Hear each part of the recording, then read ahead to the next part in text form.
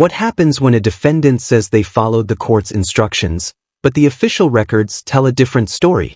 In today's courtroom hearing, a judge examines whether missing paperwork was an honest mistake or a serious violation of bond conditions. As the testimony unfolds, new facts emerge that raise even bigger concerns about public safety and compliance with the law.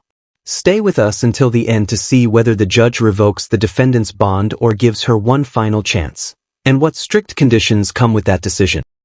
Yes, Your Honor, on April 26, 22nd. State any objections to the officer being by Zoom? Yeah, Judge. But before we start, I Yes. just want you to know, I asked her husband to go home and get the proof that he emailed. Okay. So I don't know what she's gonna say. Well, we're going to find out. Thank you. Yes. All right, Ms. Macias, could you unmute for me, please? Yes, Your Honor. All right, could you raise your right hand for me, please? Do you solemnly swear or affirm the testimony you give will be the truth and nothing but the truth, so help you God? Yes, Your Honor. All right, if you could lower your hand for me and state your name for the record. Officer Ana Macias from Pretrial Services. All right, Brenda, are you able to hear? Yes. All right, we are here concerning Patricia Pettis. Have you been able to pull up the record on that case? Yes, Your Honor.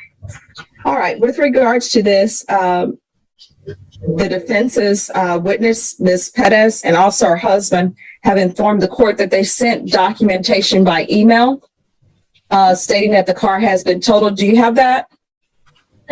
Yes, Your Honor, on April 26, 22nd, or 2022, Your Honor. I have the claim that I scanned it in, Your Honor, in regards to the 2006 Ford Mustang is total loss. Okay. Ms. Macias, what did you say the date was again? I think I scanned it in her file on April 26th of 2022. All right. And I think in the pretrial violation, you submitted a pretrial violation to the court, a second pretrial violation regarding this issue earlier in April, correct? Correct. I have it here on April 18th of 2022. And in that violation, just for clarity of the record, there was a deadline that you had given Ms. Pettis earlier to provide you that documentation by a certain deadline, correct? Correct. And what was that deadline? Give me a moment. Let me check. Deadline of April 16th. Thank you. I'll pass the witness. At this point, the court had confirmed one critical fact. Patricia was given a clear deadline to submit proof that her vehicle had been declared a total loss. However, according to pretrial services, those documents weren't received until days later. The hearing would now focus on whether this was simply a communication mistake or a violation of her bond conditions. Any questions? Did you get any emails before April 26th? No, I have it here on my file that it was scanned on the 26th. That's the day I received it. Did you talk to either Patricia Pettis or her husband, Mr. Brown, about the fact that the vehicle was totaled? Let me see. Before April 26th.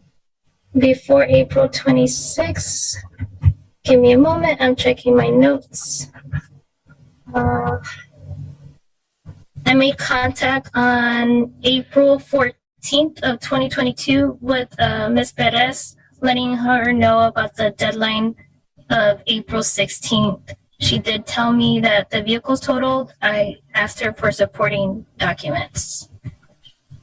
Okay, so you were aware the vehicle was totaled. You just wanted paper. Correct. All right, any other questions? None from the state. All right, thank you for coming in. Thank you. Am I excused, Your Honor?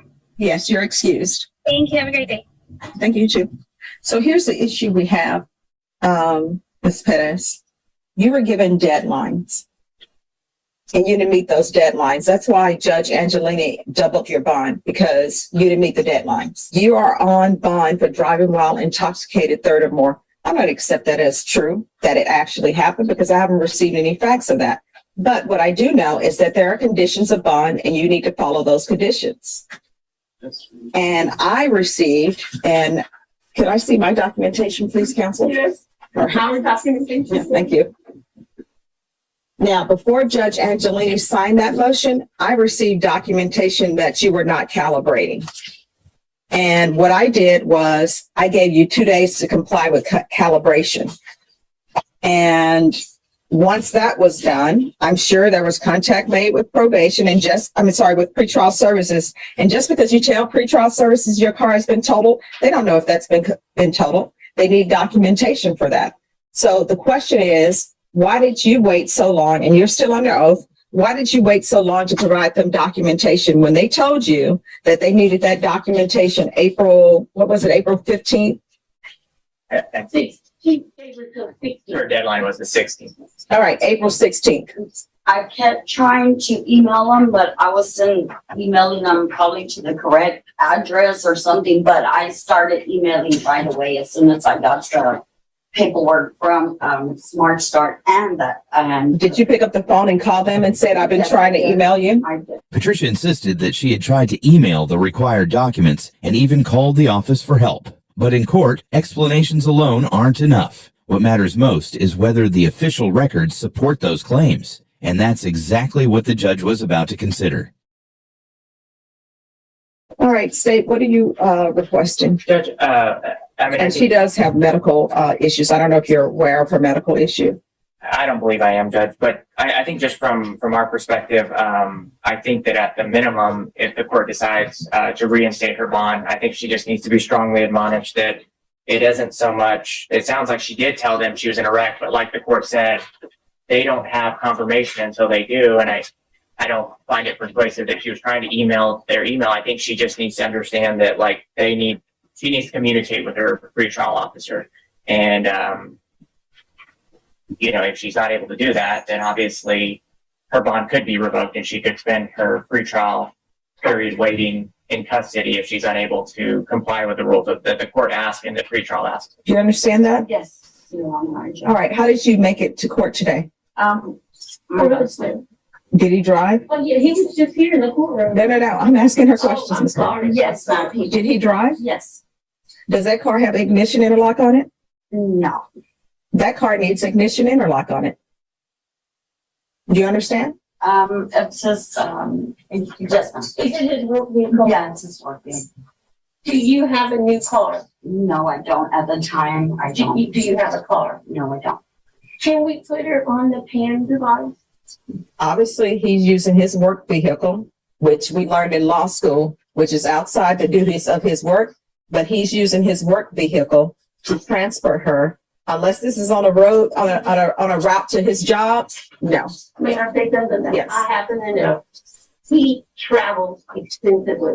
He and I have been in touch with each other. But he brought her, it doesn't fail the fact that he brought her to court in that vehicle. What began as a dispute over missing paperwork had now turned into something much bigger. The judge had learned that Patricia arrived in a vehicle without the required ignition interlock device. From the court's perspective, this raised a new concern about compliance with her bond conditions and public safety. And he's using it outside his employment duties. He doesn't really live here much. He's on the road 1 week at a time. He and I coordinated when he could bring her here today because he needs to go back out. He has a company that he runs. But she still has access to the vehicle. Is that vehicle in his name? That's under this name. Yeah. Yes. It needs to have The only thing is she won't be driving it, just him. I just wonder, how do we do this if he's out of town, she's not driving, she's not in the vehicle, who's gonna pull up? No, it's gonna be an ignition interlock on that device. And she's also gonna be on another device for when she's at home, because I don't know if she's not driving that vehicle or not. It's in his name. Okay, so he can blow in the vehicle when he's gone on a road trip. He needs to let them know. I'm sure they'll be able to show that he's not in the county. They have video of Yes. those things. So that vehicle is going to have ignition interlock on it, and you are going to be on a device as well. Do you understand? You know, I don't think you know this. I'm court appointed. I don't think they can afford those two things at once. Well, I mean, the only option she has is to be at the Bexar County Jail. Because I can't have her having access to a vehicle. Yeah, he's And- over here. How will we get a vehicle? Okay, if she buys a vehicle, which she doesn't have, if she buys one, can the court order it to be on her vehicle so that he can go to work and be free? No, because it's like every vehicle at the home has to have ignition interlock on it. I mean, that's just the way it is. All right, so what the court is going to order is the court is going to reinstate the bond of $10,000. There should be ignition interlock on any vehicle at the home and that defendant has access to. And we're going to do SCRAM. And I'll ask that the fees be waived or deferred on both devices. But I can tell you this, I don't have any authority to waive those fees because it's a separate a separate contract that the county has. But supposedly... What happens when a defendant says they followed the court's instructions, but the official records tell a different story? In today's courtroom hearing, a judge examines whether missing paperwork was an honest mistake or a serious violation of bond conditions. As the testimony unfolds, new facts emerge that raise even bigger concerns about public safety and compliance with the law. Stay with us until the end to see whether the judge revokes the defendant's bond or gives her one final chance, and what strict conditions come with that decision.